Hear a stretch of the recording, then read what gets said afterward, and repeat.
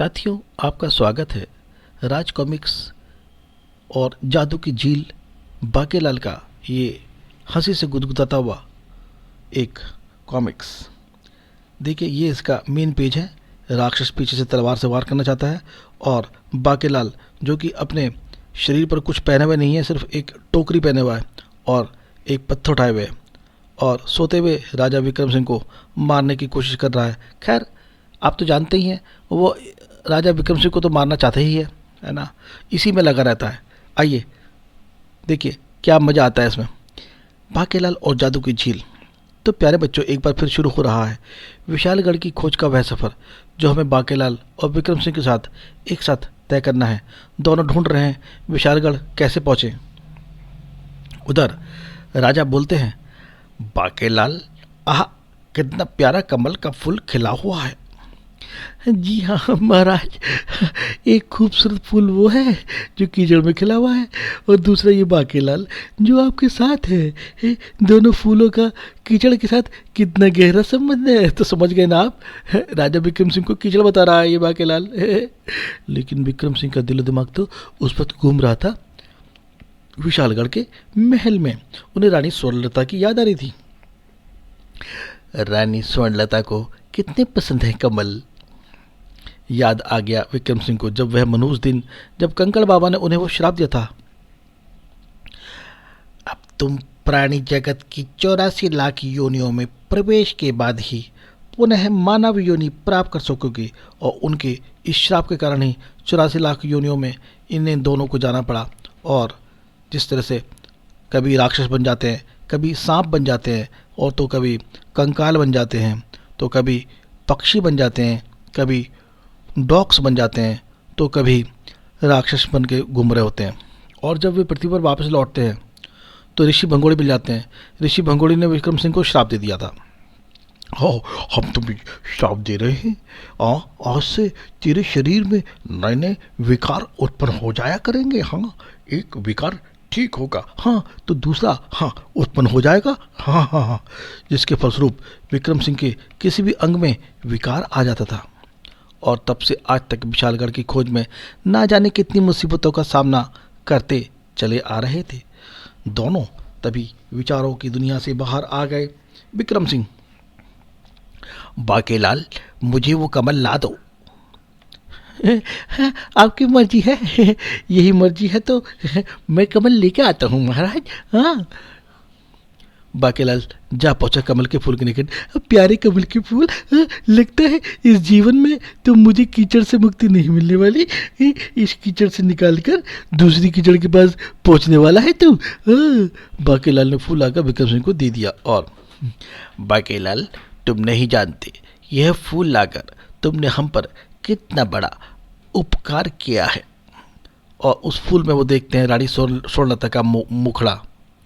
इस फूल में हमें अपनी स्वर्णलता का चेहरा साफ साफ दिखाई पड़ रहा है।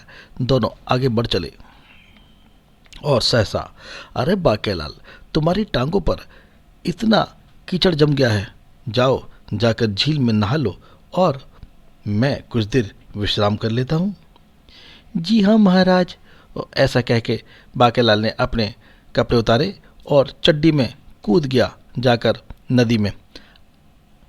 वाह, छपाक, स्नान से जिसमें वो मस्तिष्क में स्फूर्ति आ जाएगी। स्नान का संपूर्ण आनंद प्राप्त कर रहा था बाकेलाल। हम तुम जंगल से गुजरे और मुच्छड़ मर जाए। हम तुम एक जंगल से गुजरे और मुच्छड़ मर जाए। शपाक, ये गाता हुआ वो खूब नाच रहा था और और गाना गा रहा था। मुच्छड़ रे मुच्छड़ तुझको शाप डस जाए, उलुलुलुलुलुलुलुलु। हम तुम जब जंगल से गुजरे और मच्छर मर जाए। अचानक चौंक उठा बाकेलाल। ओह, यह क्या? इस और पानी के भीतर कैसी हलचल हो रही है? झील के स्वच्छ जल में ध्यानपूर्वक देखते ही बाकेलाल का रोम रोम कांप उठा। हाँ, अगर मेरी आंखें धोखा नहीं खा रही हैं तो पानी में मगरमच्छ, भागो। ओ मगरमच्छ बोलता है, अरे मैं कितना चुपचाप तैर रहा था, फिर भी इस मानव को मेरी आहट मिल ही गई। मगरमच्छ अब बाकेलाल की ओर तेजी से तैरने लगा। तेजी से दौड़ो दौड़ो दौड़ो दौड़ दौड़। उधर तेजी से तैरता बाकेलाल के साथ हो गया एक और पंगा। कछुए ने उसका नाड़ा खोल दिया। कछुआ बोलता है, हाउ आ ओ ये रस्सी ये ठीक रहेगी, अपने शैतान बेटे को बांध कर तैरना सिखाऊंगा। कमबख्त कछुआ होकर ही पानी में जाने से हूँ डोलता है। हाँ, गुर्र गुर्र, भागो रे बाबा। उधर बाकेलाल बहुत तेजी से भागता है, पीछे लगा हुआ था उसके मगरमच्छ, लेकिन उसकी चड्डी बह जाती है और वो रह जाता है ऐसे ही नेकेड सा। अरे ये क्या, गई, उफ, पानी के भाप में निकल के चड्डी, बू बू। मगरमच्छ तेजी से मेरी ओर बढ़ रहा है, लेकिन अब मैं इस अवस्था में पानी से कैसे बाहर निकलूँ। और बुरी तरह घबरा कर बाकेलाल ने लगाई विक्रम सिंह को आवाज, अबे अबे वो मुच्छर सिंह, मोटे मनहूस, विक्रम के बच्चे। हाँ, मैं कहता हूँ मेरे कपड़े जल्दी से फेंक। और उधर एक बंदर बैठा होता है विक्रम सिंह के पास ही पेड़ पर। इसके पीछे मगरमच्छ पड़ा है और उसकी चड्डी भी उतरी हुई है। ये बाहर निकलेगा तो मैं इसकी छेम छेम कर दूंगा। बंदर कहता है, मैं छेम छेम करूँगा इसकी। उधर मगरमच्छ आ रहा होता है तेजी से। मगरमच्छ तेजी से मेरी ओर बढ़ रहा है और बाकेलाल परेशान। मैं, लेकिन अगर मैं ऐसे ही जल से बाहर निकल गया और एन उसी वक्त महाराज की आंखें खुल गई तो मेरी तो छेम छेम जाएगी। तभी उसे टोकरी मिल जाती है जल में तैरती हुई, डूबते हुए तिनके के सहारा। ओह, ये आपातकालीन वस्त्र बड़े मौके पर मिला। जल्दी से टोकरी पहन ली बाकेलाल और बाहर आ गया। मोटे मुच्छर, तेरे से तेरा जो जाए। और उधर मोटा मुच्छर राजा खूब बढ़िया से खुराटे लेता। विक्रम सिंह उस वक्त सपनों की दुनिया में खोया हुआ था। और बाकेला उठा लाता है पत्थर, बहुत बड़ा सा पत्थर, और उसे उठा के विक्रम सिंह के मारने के लिए उठाता है। तुझे अपने हाथों से जेल में पहुंचा दूंगा मोटे। और उधर राजा विक्रम सिंह करवट बदलता है। छोड़ लेता है, गुदगुदी मत करो, छोड़ लेते। अरे तभी उसकी आँख खुल जाती है। वो कहता है, अरे बाकेलाल तुम ये क्या कर रहे हो। और पत्थर उठाए हुए था बाकेलाल। वो कहते हैं, महाराज, मैं देख रहा था कि मैं पत्थर में उठा सकता हूँ या नहीं। इस कमबख्त मुच्छर को भी अभी नींद से जागना था। वाह बाकेलाल, तुम तो पूरे गामा पहलवान लग रहे हो। और ये तुमने क्या पहन रखा है। मेरी तो हंसी नहीं रुक रही ये दृश्य देखकर। उधर अब लॉल हो गया था बाकेलाल का। अब पत्थर उठाकर रखने से क्या लाभ है। और फिर तभी विक्रम सिंह के सिर पर आकर एक गिरी बीट, एक पक्षी ऊपर से गुजर रहा था और बोलता है, मुझे इंसानों के सिर पर बीट गिराने में परम सुख की अनुभूति होती है। और वो बीट करके भाग गया। राजा बोलता है, ओह बाकेलाल, यह क्या। बाकेलाल कहता है, छी छी महाराज, उस पक्षी ने आपके सिर पर बीट कर दी है। क्या। छी छी। उसी पल जागृत हो गए बाकेलाल के मस्तिष्क में कुल बला रहे शैतानी के कीटाणु। इसके सिर पे बीट और पानी में मगरमच्छ, अगर इसे पानी में भेज दो तो याहू। और फिर मन ही मन प्रसन्न होते बाकेलाल ने शीघ्र उससे कहा, महाराज, अपने सिर में भरे गोबर, मेरा मतलब है कि वो बीट साफ करने के लिए आपको तुरंत स्नान करना चाहिए। स्नान तो अब हमें करना ही होगा बाकेलाल। उधर बाकेलाल ने वस्त्र धारण कर लिए और उधर महाराज कूद पड़े उस नदी में। शपक। अब आएगा मजा। मोटे को मुझे देखकर हंसी आ रही थी ना, अब मगरमच्छ को देखकर इसकी चड्डी तो अब वैसे ही सरक जाएगी। तब देखूंगा कि इसे टोकरी भी कहाँ से नसीब होती है। उधर तेजी से विक्रम सिंह की ओर बढ़ा वह भयानक मगरमच्छ। ओह मगरमच्छ! बाकीलाल, बाकीलाल बचाओ, हमारी तलवार फेंको। लेकिन बाकीलाल, मगरमच्छ ने हमें पकड़ लिया है। बाकीलाल तो सोने का नाटक कर रहा था। ये मगरमच्छ भी बड़ा ढीला प्राणी है, अबे जल्दी से खाता क्यों नहीं? उधर से बाकीलाल कहता है, ओ खा ले, वो किसी खाता क्यों नहीं है? उधर मगरमच्छ कहता है, गप गप गप। विक्रम सिंह का सिर पकड़ लेता है। विक्रम सिंह की चीखों की आवाज़ें आनी बंद हो गई। लगता है योजना सफल हो गई, आज मोटा मच्छर मारा गया ना। झील का पानी बिल्कुल शांत था। इसका मतलब है कि घसीट के ले गया मगरमच्छ मुच्छड़ को अपने पेट में।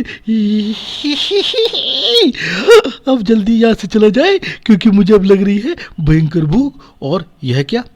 ये तो वही मगरमच्छ है, मगर ये जा कहाँ रहा था? उन जलीय चट्टानों के बीच ये गुफा कैसी थी? उफ! जगमग जगमग करते उस महल की ओर जा रहा था मगरमच्छ। तुरंत ही वह महल में चला गया। कुछ देर बाद राजा विक्रम सिंह को होश आता है। मैं कहाँ आ गया हूँ? यह क्या? विक्रम सिंह यहाँ कैसे पहुंचे? तुम इस समय स्वर्ण महल में हो मानव। क्या? और तुम्हें यहाँ लाने वाला मेरा वाहन मगरा था, मगरा। ओह, लेकिन आप कौन हैं और मेरे सामने क्यों नहीं आ रहे हैं? मैं शीघ्र ही तुम्हारे सामने प्रकट होऊंगा मानव। पहले तुम कुछ खा पी कर तंदुरुस्त हो जाओ। और हवा में उड़ती हुई थालियां आती हैं और राजा बोलता है, वाह! भोजन देखकर विक्रम सिंह की लार टपकने लगी और वो भोजन की तरफ लपक पड़ा। लपकना। उधर बाकीलाल पहुंच चुका था शहर में स्थित उस भोजनालय में। लाओ भैया, जो कुछ भी व्यंजन तुम्हारे भोजनालय में मौजूद हो सब कुछ ले आओ। आज मैं बहुत खुश हूँ।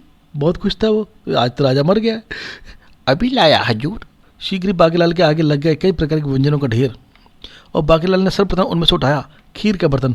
हाँ, वाह क्या मजेदार खुशबू आ रही है। खीर में तो बहुत बड़ी खुशबू आ रही है। और उधर वो आदमी देखता है, क्या? बेचारा बाकीलाल उस क्षण क्या जानता था कि वे कितनी बड़ी मुसीबत में फंसने वाला है। इससे पहले कि बाकीलाल खीर को मुंह लगा पाता, अरे कांसे का बर्तन सोने में बदल गया। अरे कांसे का बर्तन सोने में बदल गया। वो वेटर उससे जो है वो बर्तन लेके चला आता है। बाकी के मुंह से खीर छीनता है। अभी इसे मजा चखाता हूँ। हमारा बर्तन कांसे का था तो सोने का करता है, दुष्ट। और बाकीलाल अभी उसे देख भी ना पाया था इस महान आश्चर्य को। फिर फल वाली प्लेट उठाई। फल वाली प्लेट भी सोने की हो गई। बाकीलाल ने फलों का थाल उठाकर उस व्यक्ति पर दे मारा। लिए ले।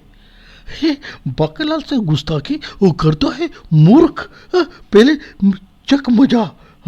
अरे ये थाल भी सोने का हो गया। सारे लोग देखते हैं, जो भी बर्तन बाकीलाल छू रहा है वो सोने का हो जाता है। सब लोग की आंखें फैल गई हैं। व्हाट होन दिस? ये बाकीलाल नाम का व्यक्ति जिस भी बर्तन को छूता है वो सोने का बन जाता है। हाँ, ये कैसे हो सकता है? क्रोधित बाकीलाल अब तक बेखबर था उस घटना से। खीर तो ना आई, अपितु बाकीलाल जी, खीर खत्म हो गई है। आप चाहे तो ये तवा मेरे सिर पर पटक दें। क्या? अब बाकीलाल ने सच में तवा उसके सिर पर पटक दिया। तड़ाक। हाँ, धन्य भाग मेरे। हाँ, बेटे भागे, तवा तो तूने पटक दिया इसके सिर पर, मगर अब तू यहाँ से दुड़की हो ले।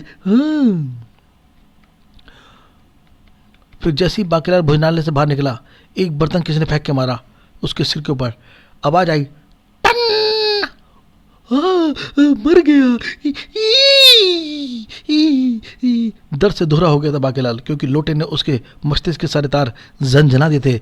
जिंग झन झन झन झन झन झन झन झन। मर गया, बचाओ बचाओ। क्रोध से दांत कटाते हुए बाकीलाल ने उठा लिया वह लोटा और चीख पड़ा, किसने मारा मुझे लोटा? सामने आओ। कहीं कोई सामने ना आ जाए। लोग कहते हैं सामने ना आ जाए कोई, आ गया तो लोटा मारना ही पड़ेगा। वह देखो, सब लोग अपने अपने बर्तन लेके खड़े थे और लोग चिल्लाते हैं, वह देखो बाकीलाल द्वारा छुए जाते ही वह लोटा भी सोने में बदल गया। और बाकीलाल देखता है ये क्या हुआ, ये लोटा सोने का कैसे हो गया। इसी के साथ चौंक पड़ा था बाकीलाल भी। और बाकीलाल देखता है यह लोटा तो सचमुच ही सोने का बना है, मुझ में पारस पत्थर के गुण आ गए हैं। याहू बाकीलाल, मेरा नाम तो अब पारस बाकीलाल होगा। हाँ वाह। यह देखकर बाकीलाल की प्रसन्नता का कोई ठौर ठिकाना नहीं था। और सब लोग अपने अपने बर्तन दे देते हैं उसे, और सारे बर्तनों को छूता है। ओह बेटे बाकीलाल, ये तो वास्तव में चमत्कार हो गया। और जिन जिन बर्तनों को छूता है वो सब सोने के हो जाते हैं। बाकीलाल ने अपने आसपास फैले कई बर्तनों को छू कर उन्हें सोने का बना दिया। सब लोग चिल्ला रहे थे, पारस बाकीलाल जी की जय। मेरे छूने से सारे बर्तन सोने में बदल गए। याहू। बाकीलाल की जय जयकार से गूंज उठा था वातावरण। वाह। फिर उसके सामने एक आसन बिछा दिया गया और बड़े से बड़े खाना उसके लिए लाया गया। वाह, भूख का इंतजाम तो हो गया। क्या शानदार, वो स्वादिष्ट पकवान है। ओ खूब पेट भर कर खाइए बाकीलाल जी। लोग खूब सारा उसे खाना देते हैं। तभी हाँ खूब पेट भर कर खा लो, क्योंकि उसके बाद तो तुम्हें हमारे साथ चलना होगा राजा के पास। अब अरे सेनापति जी, और ये सारा सोना भी जब्त कर लो। यह सारा सोना अब सरकारी खजाने में जमा होगा। उधर स्वर्ण महल में विक्रम सिंह था। कृपया कर अब आप मुझे दर्शन दें और मुझे यहाँ आन लाने का प्रयोजन बताइए। अवश्य विक्रम सिंह। एक तीव्र चमक के साथ ही प्रकट हो गया वह वृद्ध। ओह यह तो कोई वृद्ध है और इसका पूरा शरीर तो सुनहरा है। मुझे राजा स्वर्णकार कहते हैं विक्रम सिंह। फिर उसे अपने बारे में बताने लगा राजा स्वर्णकार। बहुत समय पहले स्वर्ण और कलवा नाम जाति के देव पृथ्वी पर रहा करते थे। आपस में खूब लड़ते रहते थे। दोनों जातियों के देव स्वर्ण स्वयं को श्रेष्ठ समझते थे और कलवे स्वयं को। और एक दिन आपसी लड़ाई के दौरान पृथ्वीवासी ऋषि दुखांत ने उन्हें शाप देकर दो अलग अलग झीलों में भेज दिया। अब तुम दोनों जातियों के लोग शांति से रह सकोगे। सचमुच उस दिन के बाद हम दोनों जातियों में शांति छा गई, क्योंकि अब हम में से किसी को नहीं पता था कि कलवा देव कहाँ हैं। और यही स्थिति कलवा देव के साथ भी थी। उन्हें नहीं पता था कि हम कहाँ हैं। एक भविष्यवाणी के अनुसार 100 वर्ष पश्चात स्वर्ण देवों की तबाही निश्चित थी। एक प्रलय आई और स्वर्ण नगरी से जिंदगी छीन ले गई। पानी की बाती है बर्बादी और सब लोग नष्ट हो जाते हैं। हम पिघल रहे हैं। और इस प्रलय में बचा केवल मैं और ये महल। हाँ, और ये स्वर्णमणि जिसकी रक्षा का भार स्वर्ण नगरी के राजा के ही कंधों पर होता है। बहुत पवित्र मणि है ये। इस मणि के प्रभाव से ही स्वर्ण देवों के शरीर सुनहरे रहते हैं। और जो कोई भी इस झील में एक बार स्नान कर ले उसमें पारस गुण उत्पन्न हो जाता है। तो इसका मतलब ये गुण अब मेरे अंदर भी उत्पन्न हो गया होगा। हाँ, तुम किसी भी धातु को छू दोगे तो वो सोने की हो जाएगी, किंतु झील से निकलने के पश्चात यह प्रभाव केवल 6 घंटे तक ही रहता है। ओह, लेकिन मेरी समझ में यह नहीं आया कि आपने मुझे यहाँ क्यों बुलाया। स्वर्ण नगरी का यह स्वर्ण महल और स्वर्णमणि तुम्हारे सुपुर्द करने के लिए मैंने तुम्हें यहाँ बुलाया है, क्योंकि स्वर्ण नगरी में प्रलय के बाद मेरी सारी प्रजा मारी जा चुकी है और अब दुखी होकर मैं स्वयं भी प्राण त्याग देना चाहता हूँ। लेकिन मृत्यु पूर्व में स्वर्ण नगरी का सारा स्वर्ण पृथ्वी को दान करना चाहता हूँ, ताकि पृथ्वी पर संपन्नता बढ़ सके और यह बहुमूल्य धातु यहाँ व्यर्थ ही ना पड़ी रहे। मेरी मृत्यु के पश्चात इस स्वर्ण महल सहित तुम पृथ्वी पर पहुँच जाओगे। अच्छा मानव, अब मैं अपने प्राणों का त्याग करता हूँ। और आश्चर्य, उफ, इसका जिस्म तो सोने के रूप में पिघलता चला जा रहा है और वह मर जाता है। अचानक विक्रम सिंह के शरीर को भी एक झटका सा लगा। यह कैसे झटका था? झील से निकलकर उड़ रहा था स्वर्ण महल। ओह, स्वर्णकार ने जैसा ही कहा था वैसा ही हो रहा है। स्वर्ण महल पृथ्वी पर जा रहा है। उधर बांकेलाल को पहुंचा दिया गया राजा पोपली सिंह के सम्मुख। राजा पोपली सिंह बोलता है, बांकेलाल, हमने सुना है तुम जिस धातु को छू लेते हो वह सोने में बदल जाती है। आपने ठीक सुना है महाराज। हाँ, शीघ्र ही। हो बांकेलाल, यह हमारे राज्य का कबाड़ खाना है। तुम इसे फौरन छू दो, अन्यथा अपने दाएं बाएं खड़ी जल्लादों को देख लो। ये तुम्हारे एक इंकार पर तुम पर कोड़ों की बरसात कर देंगी। मर गए। इतने सैनिकों के बीच तो बच निकलना भी मुश्किल है। अब तो ये काम करने पड़ेगा। लेकिन क्या करता है, इस कबाड़े को छूने के बाद में रातों रात यह शहर छोड़कर किसी दूसरे शहर में जाकर ठाठ से रहूँगा। बांकेलाल जाकर उन कबाड़ी वाली चीज़ों को छूता है। लेकिन यह क्या, बांकेलाल के स्पर्श के बावजूद भी कबाड़े में से पड़ी धातु की वस्तुएं सोने में तो नहीं बदली। हाँ, ये क्या, ये वस्तुएं सोने में परिवर्तित क्यों नहीं हो रही? बांकेलाल, तुम्हारे स्पर्श के बावजूद धातु का यह कबाड़ सोने के विशाल भंडार में क्यों नहीं बदला? मैं भी यही सोच कर हैरान हूँ महाराज। लेकिन क्या मजाल जो बांकेलाल के बार बार स्पर्श के बावजूद भी धातु का कबाड़ स्वर्ण में बदले। और तब, बांकेलाल, मुझे लगता है कि तुम्हारी नियत में खोट आ गया है।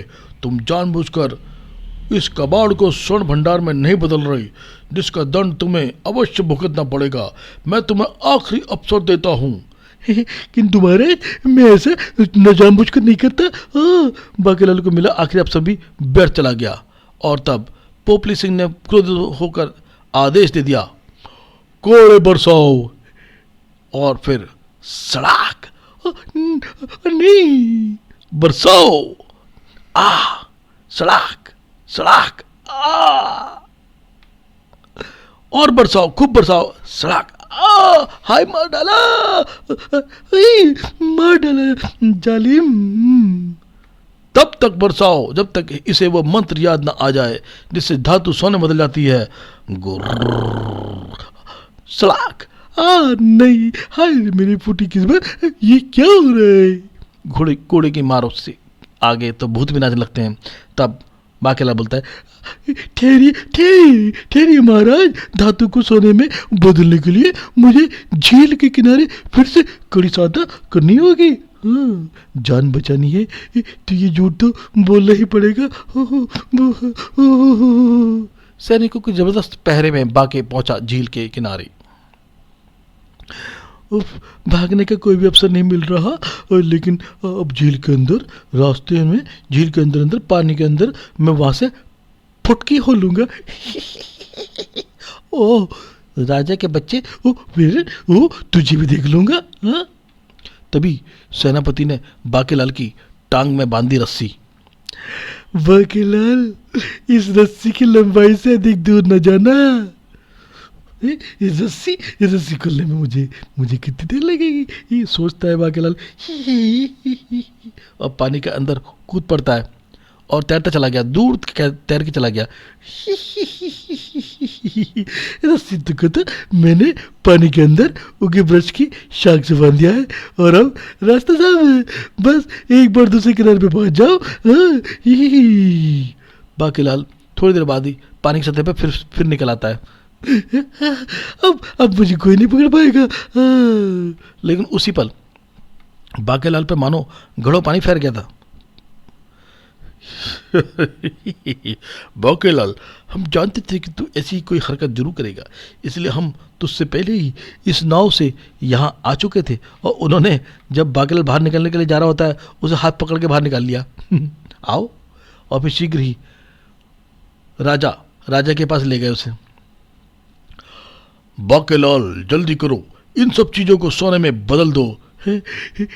ठीक है महाराज, मैं जल्दी से इन चीज़ों को स्पर्श करता हूँ। और क्या होता है?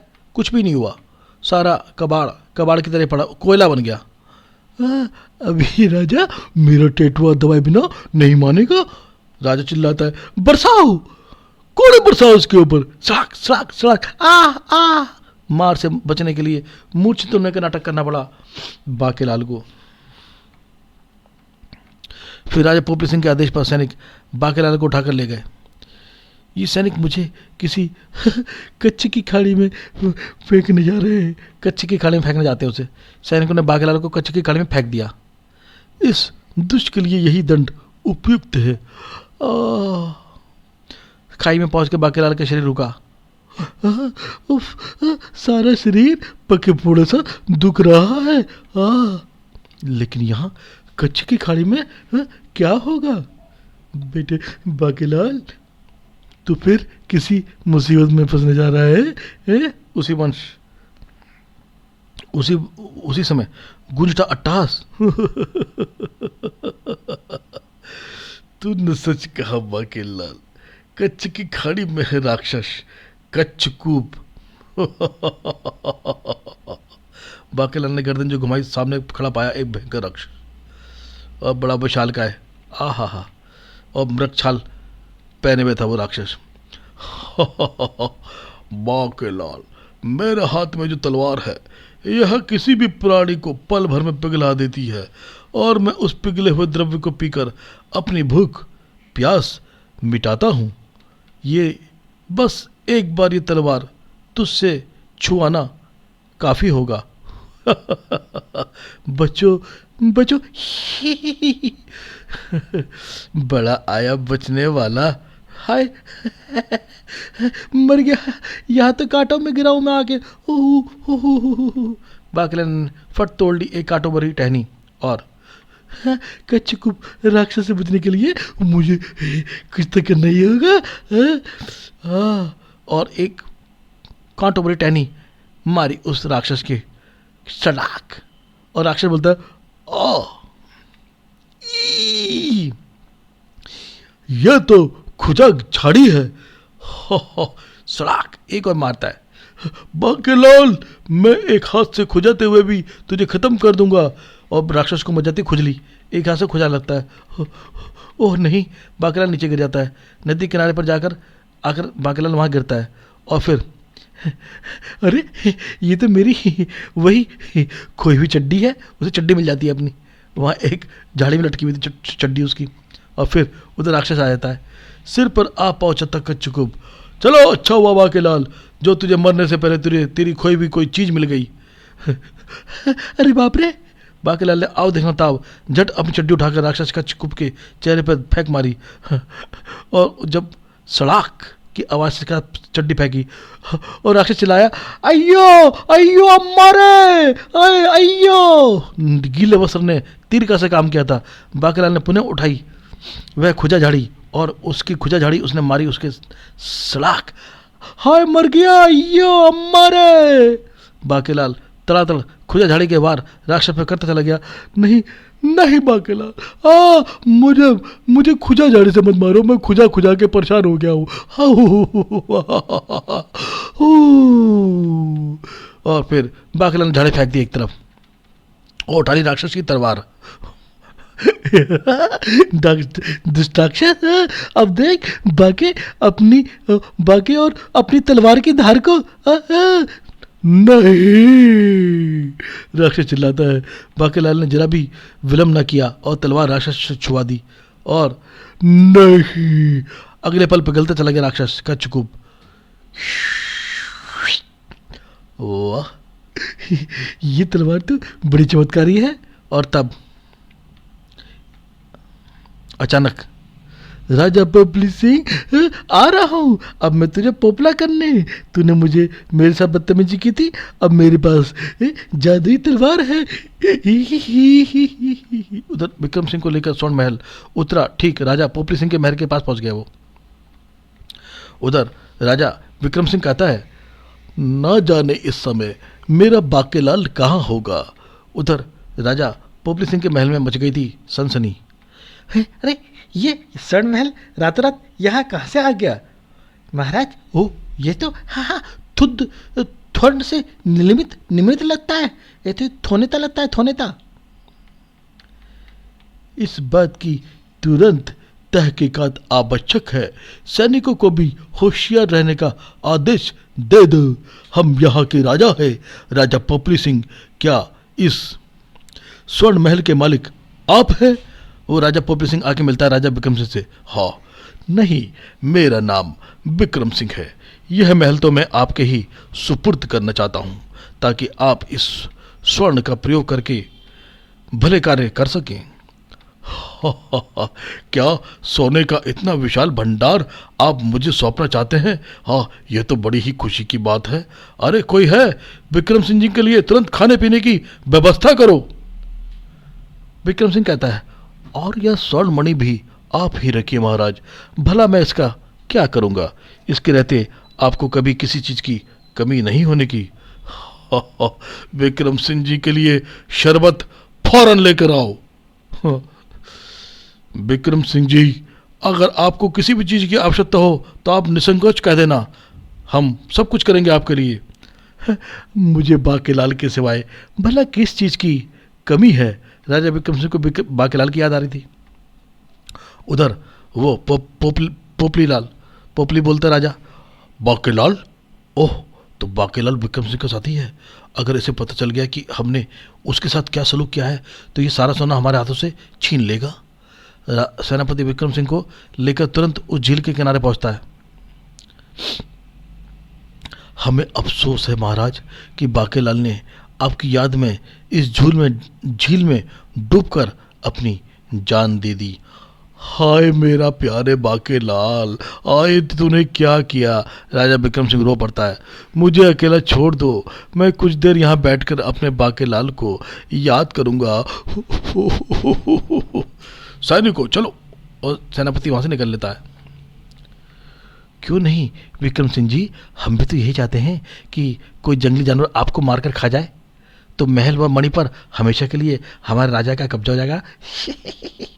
सोचते हुए चले जाते हैं। उधर अभी थोड़ी देर हुई थी विक्रम सिंह को वहाँ पर बैठे हुए, तभी एक ऑक्टोपस आ जाता है।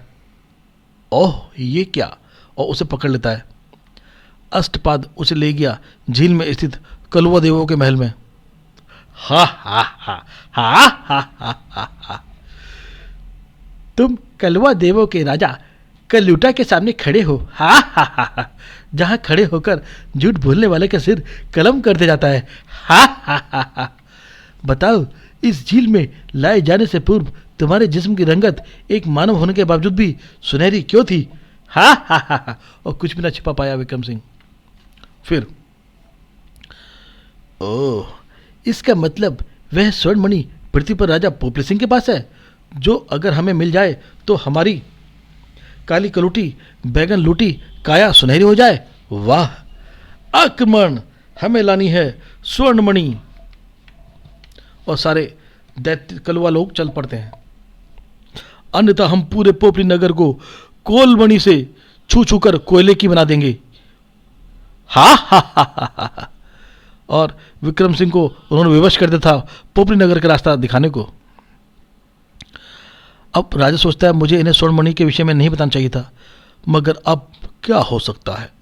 उधर पोपली सिंह के आदेश पर पुराने महल को सारा सामान स्वर्ण महल में पहुंचा दिया गया था और वो वहां स्वर्ण महल में जाके बैठ गया था पोपली सिंह।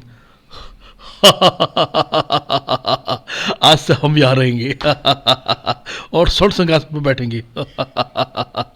स्वर्ण मणि के प्रभाव से महल की प्रत्येक वस्तु सुनहरी होती चली आ रही थी। खूब खुश, बड़े मस्ती आ रही थी उसे। तभी वहां प्रवेश किया घबराए हुए सेनापति ने।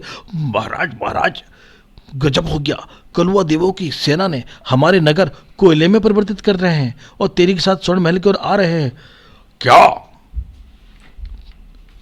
और महाराज, उन्हें चाहिए स्वर्ण मणि। क्या? और महाराज, उनकी संख्या भी बहुत अधिक है। क्या? लेकिन मुकाबले के लिए मैदान में तो उतरना था। आक्रमण, आगे बढ़ो, मैं तुम्हारे पीछे हूं, मतलब मैं तुम्हारे साथ हूं। और तभी वहां आ पहुंचता है बाकेलाल। मेरा प्यारा बाकेलाल जिंदा है?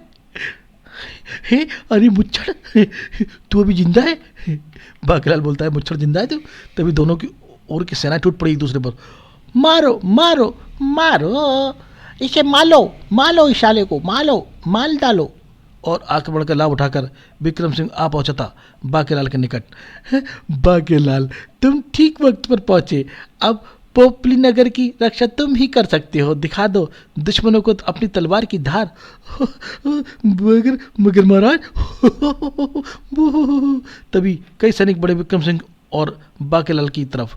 यह देखकर विक्रम सिंह ने बाकेलाल के हाथ से झपट दी तलवार और खच्चाक कई लोगों के सिर उड़ा दिया। आ आ आ और कोयले देव की ही कोई उड़ा दिया उसने। इसी साथ तलवार की करामात देखकर चौंक पड़े विक्रम सिंह और राजा पोपली सिंह भी। ओह, इस तलवार के प्रहार से सैनिक मोम की भांति पिघल गए। वाह।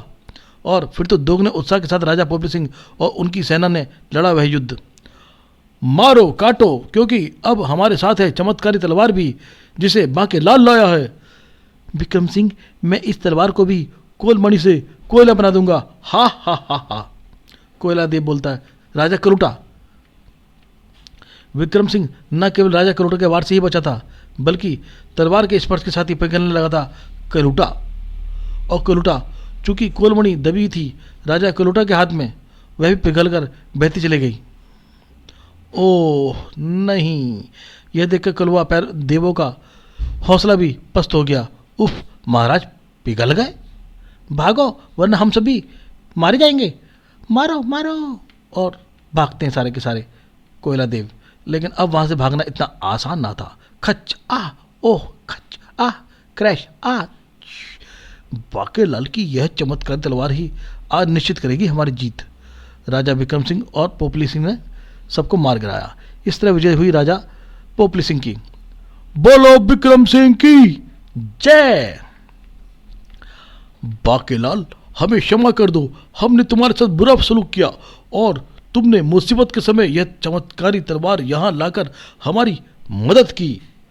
हाय हाय रे बूटी किस्मत, तलवार तो मैं यहाँ पोपली नगर को मटिया मेट करने के लिए लाया था। राजा पोपली सिंह, यह तलवार संकट के समय आपके कभी काम आएगी। और वह तलवार भी विक्रम सिंह ने पोपली सिंह को दे दी। किंतु बाकेलाल, तुम कच्छ की खाड़ी से बाहर कैसे निकले? महाराज, जब मैं कच्छ की खाड़ी में पहुंचा तो मुझे शिवजी द्वारा कलवा देवों के आक्रमण की भविष्यवाणी हो गई थी। हाँ, जिसे सुनने के बाद मुझे क्रोध आ गया और मैं कच्छकुप को मारकर शिवजी द्वारा बताए गए पते पर यह तलवार हासिल करके यहाँ पहुँच गया। हाय रिपोर्टी किस्मत। और फिर जब बाकेलाल को पता लगा कि विक्रम सिंह की दास्तान, तो अपना सिर पीट लिया उसने। मेरे प्यारे बाकेलाल, आ गले लग जा। स्वर्ण मणि मेरे हाथ क्यों नहीं लगी? और इस तरह से कहानी होती है समाप्त। बाकेलाल की योजना इस बार एक बार फिर से हो जाती है टाई टाई फिश।